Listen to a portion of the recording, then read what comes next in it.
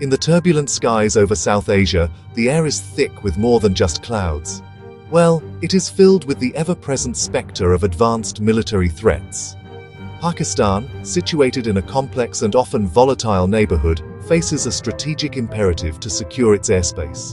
The proliferation of sophisticated fighter jets, stealthy cruise missiles, fast-moving ballistic missiles among its neighbors means that vulnerability is not an option. A nation's sovereignty today is measured not just by the strength of its borders on the ground, but by its ability to control the vast, open expanse above. The S-400 Triumph is the product of a long and storied Russian lineage in air defense technology, developed by the Almaz-Antey Central Design Bureau. It represents the culmination of decades of Soviet and Russian expertise, evolving from predecessors like the S-200 and the S-300 family. Russia has long prioritized surface-to-air missile systems as a cornerstone of its military doctrine. The S-400, which entered service in 2007, designed for domestic defense and promoted as a premier export product, a tool to generate revenue and to build diplomatic influence. Its reputation has been carefully cultivated, positioning it as one of the most advanced air defense systems on the global market. In contrast, the HQ-19 is a more recent development, emblematic of China's rapid military modernization, a key component of China's layered air and missile defense network. Developed indigenously by Chinese defense conglomerates, its design is focused on countering threats like medium-range ballistic missiles and advanced stealth aircraft. Unlike the S-400, widely advertised for export, the HQ-19 was developed primarily for the People's Liberation Army. Its potential availability to Pakistan comes from the all-weather strategic partnership, where China sometimes provides close allies advanced hardware not sold on the open market. The S-400 boasts wider deployment and a debated but battle-tinged reputation. The HQ-19 remains newer, with a more limited public record. At the heart of any air defense system are its core technical capabilities, how far it can see and how far it can reach. The S-400 is renowned for its exceptional engagement range and layered defense approach. It employs a family of interceptor missiles, each designed for a specific type of target and range. The longest range missile associated with the S-400, the 40N6E, is advertised with a range of up to 400 kilometers, 250 miles. This enables control of a vast airspace, threatening surveillance aircraft, bombers, and some ballistic missiles at long distances. Other smaller missiles, like the 9M96E2, handle agile shorter-range threats. The HQ-19 is characterized as a mid-course anti-ballistic missile interceptor, comparable in role to THAAD, with added capability against aircraft. While precise public figures are scarce, most estimates place its maximum engagement range below the S-400's longest range options. HQ-19 interceptors are believed optimized for high-altitude, high-velocity engagements, especially medium-range ballistic missiles. The S-400 fields sophisticated radars, including the 91N6E Big Bird for long-range detection and the 92N6E Gravestone for tracking and guidance. They track dozens of targets and resist electronic jamming. Mature Russian radar tech gives broad-spectrum detection.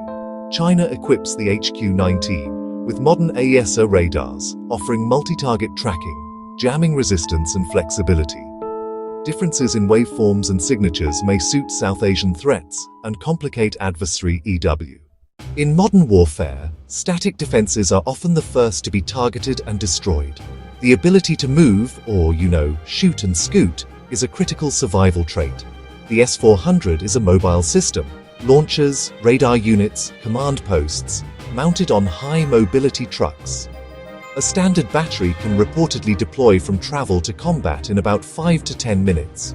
While mobile, it is large and heavy, with a substantial logistical footprint and large convoys for relocation. That can be challenging in rugged terrain. The HQ-19 reflects modern design for high mobility and rapid deployment with reduced logistical tails. High-mobility chassis traverse difficult landscapes. Specific deployment times are not public, but may be comparable or faster. For Pakistan's diverse geography, superior tactical mobility and a smaller footprint offer advantage. Maintaining an S-400 requires steady spares, specialized diagnostics, and highly trained technicians. Sourcing from Russia means new pipelines, export controls, currency swings, and potential geopolitical delays. Supply lines must endure wartime pressures. HQ-19 leverages existing China-Pakistan logistics across tanks, aircraft, and naval vessels. Channels, protocols, and exchanges are in place for decades. Operationalization is faster and sustainment easier, with lower ancillary costs. The acquisition of a major weapons system is never just a financial transaction. It is a profound political statement with far-reaching diplomatic consequences. The S-400 comes with a notoriously high sticker price. A single S-400 regiment can cost well over $500 million. Launchers, missiles, support elements. For Pakistan, this is a colossal commitment, with life cycle costs straining the defense budget, maintenance, spares, upgrades from Russia. The HQ-19 is expected on more favorable terms. Friendship prices, long-term loans, creative financing. More affordable upfront and in sustainment.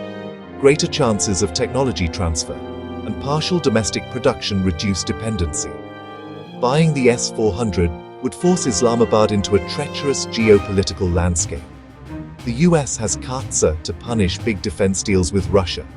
Waivers exist as with India, but an S-400 purchase would severely strain ties with Washington. It would look like a pivot to Moscow, risking military and economic cooperation with the West. A deal for the HQ-19 fits the Sino-Pak strategic alliance and would be welcomed in Beijing. Washington and New Delhi would watch with concern, but Katsa would not be triggered. For Pakistan, the HQ-19 is the path of least diplomatic resistance, reinforcing existing alignment. A modern air defense system does not operate in a vacuum. Its effectiveness depends on integration into an integrated air defense system. Early warning radars, other SAM systems, fighter aircraft, and command and control centers. For Pakistan, a new system must seamlessly talk to existing assets.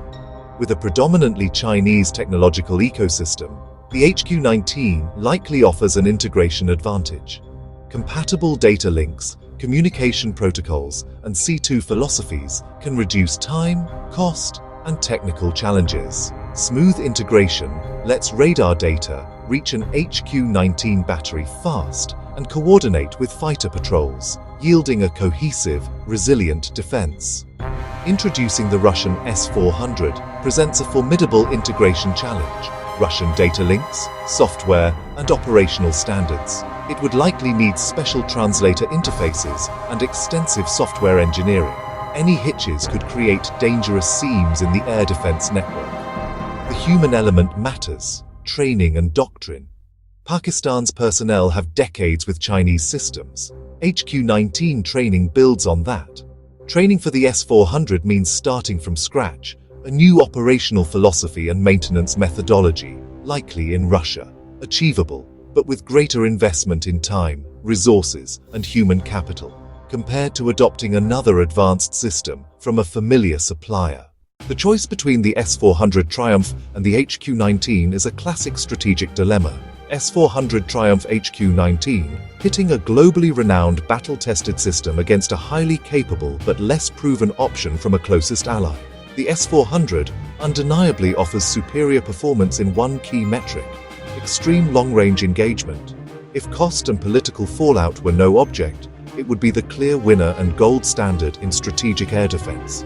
However, national security decisions are never made in a vacuum. Viewed through Pakistan's circumstances, the HQ-19 becomes overwhelmingly compelling. First, finances. It is almost certainly cheaper and offered on favorable terms. Second, logistics and integration are decisive. Seamless fit into the existing predominantly Chinese network. That saves immense time, money and effort, yielding a cohesive defense faster. Established supply chains ensure sustainment. Third, geopolitics. S-400 risks sanctions and crises. HQ-19 is politically safe and strengthens the vital China relationship. So while the S-400 may excel on a single performance datasheet, the HQ-19 is the superior strategic choice. It offers potent anti-aircraft and anti-ballistic capabilities sufficient for primary threats, more affordable, easier to integrate, logistically sustainable, and geopolitically astute.